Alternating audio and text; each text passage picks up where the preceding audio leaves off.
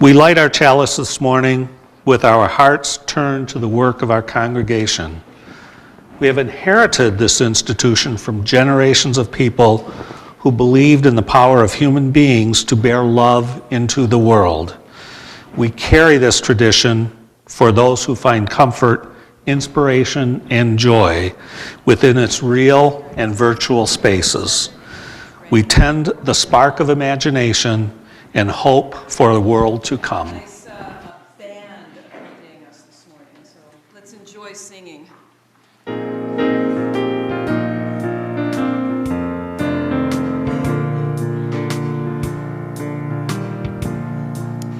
Gather the Spirit, harvest the barn. Our separate fires will kindle one flame. Witness the mystery of this hour. Our trials in this light appear all the same.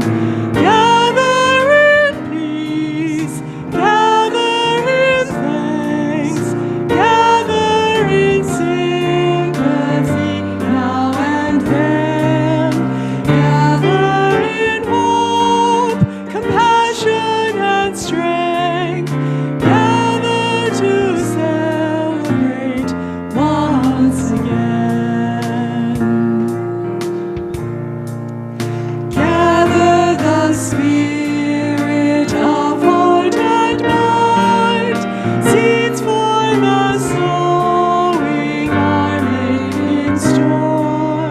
Nurtured in love and conscience refined, with body and spirit united once more.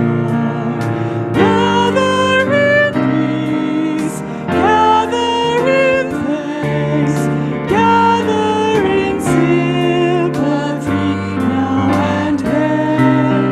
Gather in hope, compassion and strength. Gather to celebrate once again. Gather the Spirit, growing in all, drawn by the moon and fed by the sun. Winter to spring and summer to fall, the chorus of life resounding as one. Gather in peace, gather in thanks, gather in sympathy now and then. Gather in hope, compassion and strength. Gather to celebrate once again. Gather to celebrate once again. Gather to celebrate once again.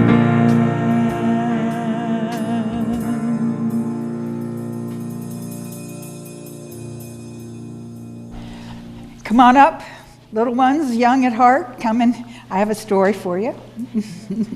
Once upon a time, there was a village, and there was a gigantic tree right in the middle of the village. It was so big, it would take 6 people holding hands to get around the base of that tree. Think about that. Have you played under the beech tree that's back here? If you're in 7 Tribes, I know you have played under that tree. A lot of you have played, and maybe you're even going to go under that today. I think of it as our tree of life here. Well, everybody loved that tree. Oh my goodness. They made songs to it and stories to it. And the children loved to climb on the lower branches. And young people, when they would get together and they'd tell each other how much they appreciated or loved each other, it seemed to nourish their relationships. And the elders, they would sit under the tree and they would remember all the stories of their lives as they had celebrated around that tree over the years. And the animals, why, they loved it too. There were bats, there were monkeys that lived in the tree, all kinds of beautiful birds, and squirrels, and there were little rabbits and all kinds of things that like to cuddle up amongst the roots. Yeah, it was a fun place to be. And there was fruit in the tree this time of the year. And so one day, there was a merchant. He came into the village, and he sat down under that tree. Everybody did. They just loved being around that tree. And he ate some of that fruit. Oh, it was wonderful. And he said, "Oh, hey, who owns this tree? I'd like to collect some of this fruit and sell it in the next village. It's wonderful fruit." No one owns it. You're exactly right. That's exactly what one of the villagers said. He said, "Nobody owns that tree. In fact, we belong to that tree. We care for that tree. In fact, we take turns caring for this tree." "What?" said the merchant. "What do you mean you're caring for the tree? The tree doesn't need you." "Well, we need it, and we love it. And we take turns every day coming here. Why, this morning I was here around the tree, and there was a couple that came into our village. And just like you, they sat down under the tree. And they'd had a long journey. And they started telling me about it. And I listened to them. And they said, we needed a place like this. And there was an elder in our village. He comes here every day. He's struggling. He's old, and he's having some health problems. And he just sits under the tree, and I sit there with him. And we both feel better. And so it is. Every day we take turns caring for and loving the tree and each other under the tree. Well, okay, but you've got plenty of fruit. I'm taking this fruit and I'm selling the fruit. Nobody should mind. We mind. I mind. I mind, he said. I'm so glad that I was here today, because not only have I helped others, but I've been able to tell you, it's not just about you. It's not just about each of us. We need to learn that we all need to care for each other. And that's what the tree reminds us. And that merchant, he sat there and he thought about that. And it challenged him and it made him think a little bit more. And he put the fruit down and he got up and he walked away, and there was just a little kick in his step. And he started singing a song in his mind that he hadn't sung for quite a long time. And when he saw people, he would wave to them and say hello. He was changed. And the people in that village, they continued to gather and care for each other and that tree, just as all of us do here at UUC York. So Don and Mary asked us to find a piece of music, a soundtrack for stewardship, if you will, for the next 8 weeks. So what we decided was to find a song about a tree. And there are lots of songs about trees. Most of them are kind of mopey about people who are wishing that their lover would come back or sitting under the tree being sad. But we thought we would use your input for the next 8 weeks as we sing, I hope it's a fairly familiar tune, even if you didn't grow up with it, Tie a Yellow Ribbon Round the Old Oak Tree. Oh, that one. Remember Tony Orlando and Dawn? But the text is courtesy of UU. So today's text, I'd like to thank Mary Lee Barnes and Felicity Burns, and my dad, actually, for some creative manipulation of the words to tie a yellow ribbon round the old oak tree so that you'll remember that it's time to do stewardship at UUCY. Thanks in advance to Lisa for being game.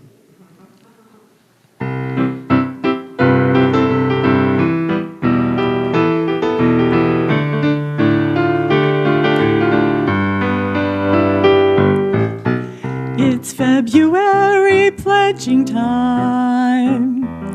Now I've got to know what is and isn't fine. If you received our letter telling you how you can pledge, then you'll know just what to do. But you should not hedge. But you should not hedge. Send your pledge form in, we're at the old beech tree. It's been 3 long years and we're COVID free.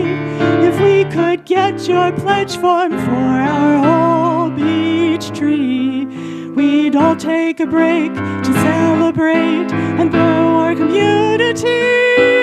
If we just get your pledge form at the old beech tree. Got it?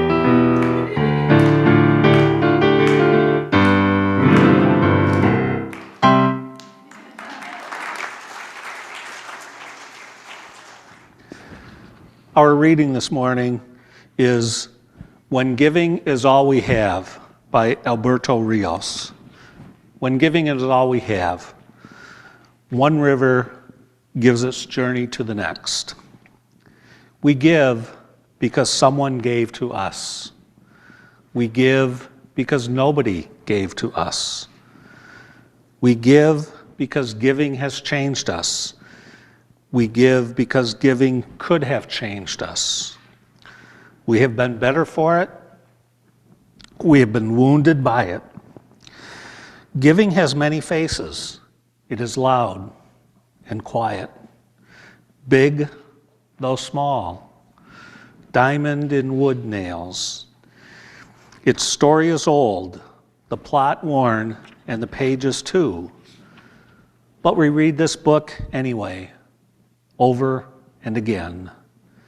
Giving is, first and every time, hand to hand, mine to yours, yours to mine.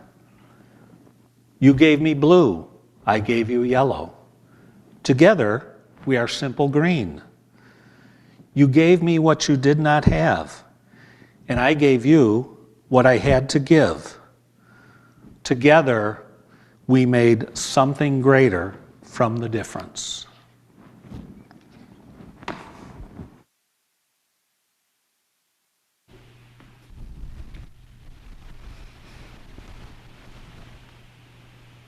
We each take our turn being here with the tree. We could never own it. We are here as protectors, as sustainers. That's ridiculous. This tree doesn't need you. You could just take what you need, take what you want. The tree will continue. But the villager couldn't be persuaded. Sir, this tree isn't like that. We don't come here to take from it, even though we receive much. We are keepers of the tree because this is where we are nourished. This is where some of our most precious memories are and where our people have dreamed. This is where we remember who we want to become.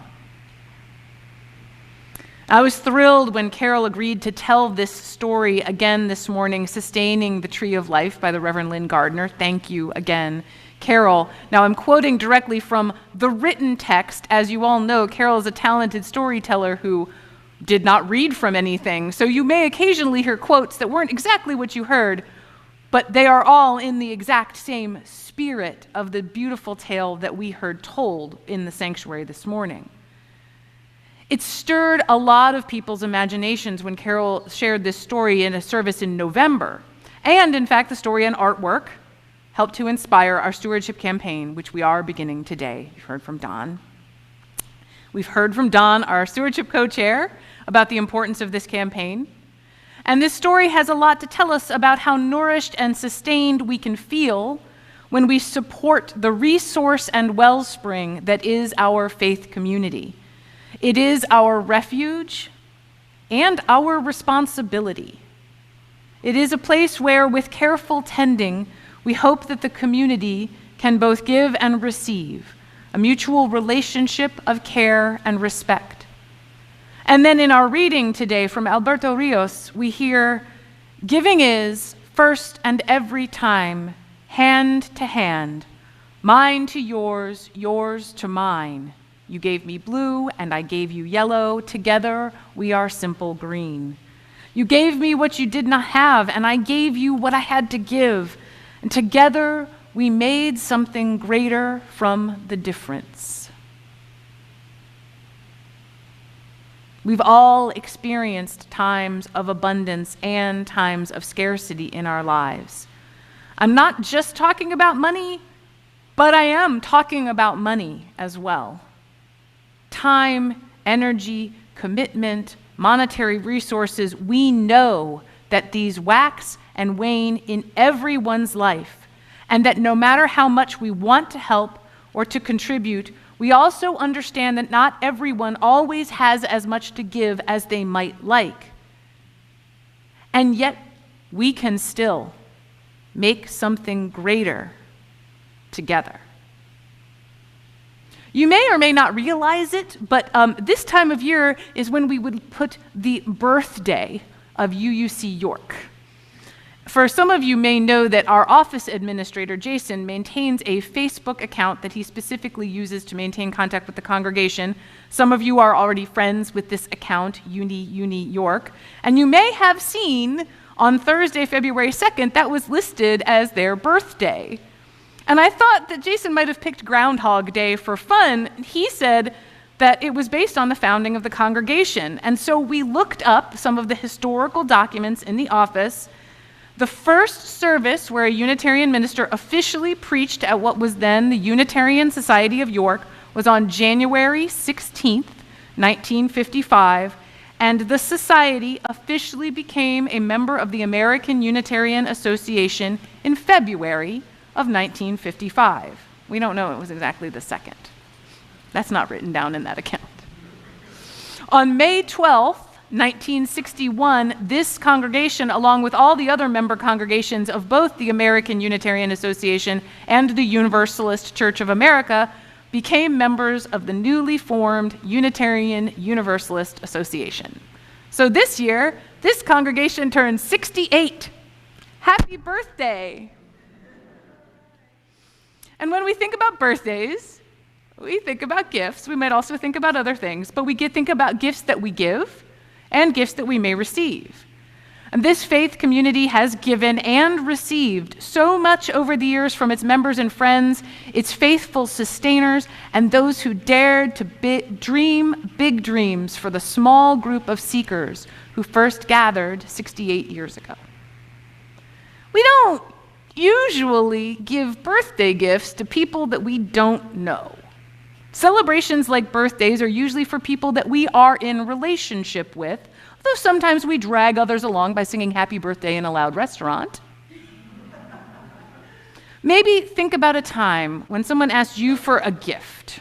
Maybe you're going to think of an NPR pledge drive, a GoFundMe campaign for someone who had a medical emergency, or any one of hundreds of emails you might receive asking for political donations or donations for organizations of all kinds. And I wonder how you remember the difference between the feeling that you felt when you had a request that you did want to contribute to versus times when you didn't want to contribute or even read the email. Again, uucystewardship@gmail.com is not spam. Thank you. I suspect a lot of you make the decisions on what to do with your resources depending on two important variables: your values and your relationships. So I have a little story, brief story to share. Let's call it a tale of two alumni associations. So once upon a time, I was a very misguided young undergraduate at the University of Maryland. I was uncertain exactly why I was there. That was a personal question for me to wrestle with. And I also found very little in the way of guidance, support, or community that was a failing on an institutional level. Due to the brand new, at the time, internet industry, I was able to leave before completing my degree in the 1990s. Then when I felt a call to ministry many years later, I had to face facts. It was going to be much simpler if I finished my undergraduate degree before I went to graduate school. So I went back to the University of Maryland and I completed my Bachelor of Arts in English Language and Literature in 2015, 25 years after I graduated from high school. And I was so happy, and I'd worked out these personal issues, and I figured out why I even needed it, and I did it. And then the calls from the Alumni Association started. And they made me so angry. Like I was seriously blood pressure-raisingly angry. I had the good sense not to take this out on the poor students making those calls, but every time I said to them, please take me off this list. I have zero intention of ever giving another dime to the University of Maryland. Why was I so angry? Well, it took me some time to get to the bottom of that. And in the meantime, I did go to seminary, to Meadville Lombard Theological School, one of 2 UU identity seminaries in the United States. And while there, I found part of my answer.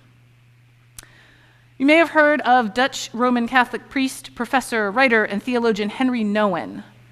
And Nouwen had a lot to say about some wonderful things, the wounded healer, for instance, but he also had things to say about the ministry of fundraising. Make no mistake, it is a ministry, one of many that make up any faith community. And Nouwen asks for us each to examine our personal relationship with money. How does money play into all of our relationships, in fact, with our families, our friends, as well as ourselves? In our culture, money and power are intimately associated, and feeling insecure in power means in part that we feel insecure in our ability to make change. And that affects our ability to feel secure in our ability to change our communities and our relationships. That insecurity spreads. And so I realized that 2 things that I never felt with the University of Maryland were any sense of community or relationship. So when they called me to ask for money, I felt angry because I felt like they were presuming a relationship of care, which they had done nothing to build or sustain. I had, of course, had individual experiences along the way which had sustained me, but overall, my experience of that institution was one of uncaring and indifference. So yes, I felt somehow vindicated in my decision not to join the Alumni Association of my undergraduate institution, but then I graduated from Meadville Lombard, and then, after a little bit of space and grace, I got an invitation to join the Alumni Association and to make a donation, which you don't have to make a donation to join the association. I will give them props for that too. But I said yes. I said yes because I had formed real relationships of care and support there, relationships that still sustain me. I said yes because I believe in the mission of the organization, and because I believe Unitarian Universalism is a force for good in the world. I believe that Unitarian Universalist ministry is a challenging but worthy path, that it is too expensive, as is all higher education in this country, and that if I am able, I have an obligation to pay it forward for as many of my future colleagues as I can. And the reality is, I'm not a big donor. I still have loans. But that's the other thing that we grow to understand when we think about shifting and growing relationships of care and support. We acknowledge the times of scarcity and abundance, and we know and honor that any gift is worthy, monetary or not. That your own worthiness and dignity are never in doubt, no matter how much or little you have to give of time, of money, or of energy. Those things are always in flow within us and within our community. Just as there are droughts and deluges in the larger world, our own worlds change and shift. Sometimes we have much to give, and sometimes we need to allow ourselves to receive. And we are here to love one another, to sustain one another, and to build this beloved community to be with us throughout all those changes. We are here to build this beloved community, to be here for those who come after us. 68 years so far. What does the future hold, and what can we leave for it? We are here to hold one another in worthiness, in dignity, regardless of whether we are in a position to give or a position to receive. And as it says at the conclusion of the written version of our story, the people of the village, they continued to sustain the tree of life, to care for one another, and to share their gifts with grace and gratitude. May it be so for each of us. When all the world is a hopeless jumble and the raindrops tumble all around, heaven opens a magic lane.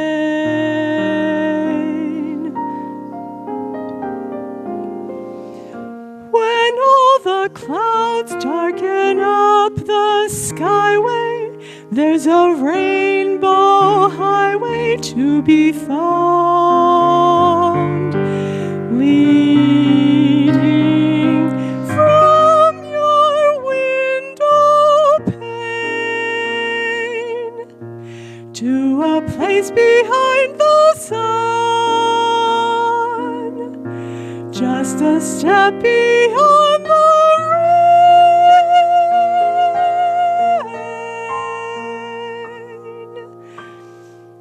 Somewhere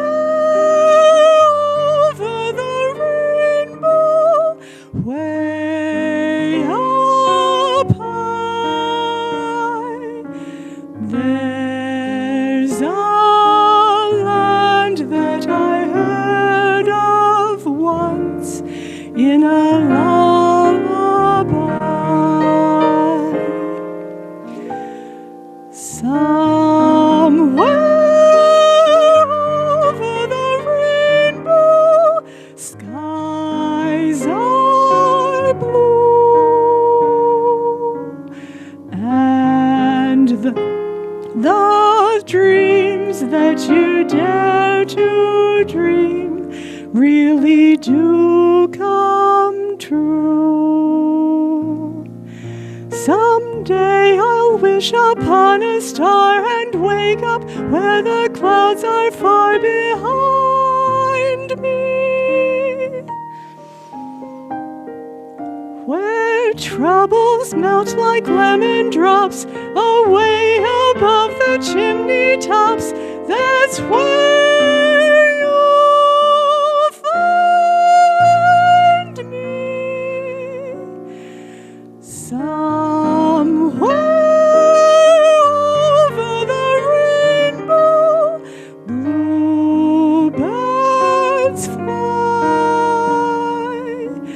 birds fly over the rainbow. Why then, oh why can't I?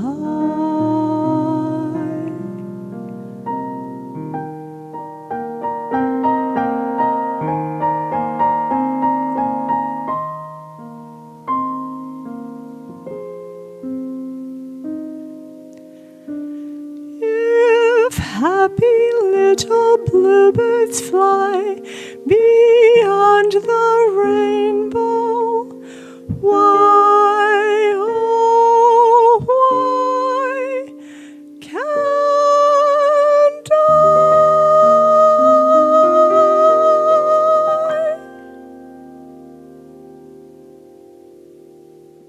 Please join us in extinguishing our chalice and your home chalices, if you have lit them, with these words. We extinguish this flame, but not the light of truth, the warmth of community, or the fire of commitment. These we carry in our hearts until we are together again. We plant the seeds to dream those big dreams together. 68 years of history, and we still don't know what the future may hold. I want you to carry that seed, that idea of a dream of what we can be, what we can make that is larger than ourselves, and how we lovingly sustain one another. May you be blessed. May you be at peace in the week to come. So may it be. We shall be known by the company we keep, by the ones who circle round to tend these fires.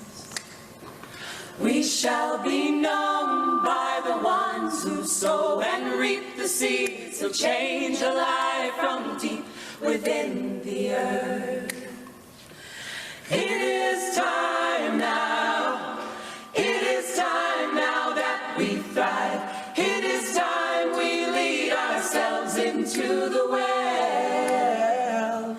It is time now, and what a time to be alive. In this great turning we shall learn to lead in love. In this great turning we shall learn to lead in love. We shall be known by the company we keep, by the ones who circle round to tend these fires. We shall be known by the ones who sow and reap the seeds of change alive from deep within the earth. It is time now. It is time now that we thrive. It is time we lead ourselves into the well. It is time now, and what a time to be alive. In this great turning we shall learn to lead in love. In this great turning we shall learn to lead in love. We shall be known by the company we keep, by the ones who circle round to tend these fires. We shall be known by the ones who sow and reap the seeds of change alive from deep within the earth. It is time now. It is time now that we thrive. It is time we lead ourselves into the well. It is time now, and what a time to be alive. In this great turning we shall learn to lead in love. In this great turning we shall learn to lead in love. In this great turning we shall learn to lead in love. In this great turning we shall learn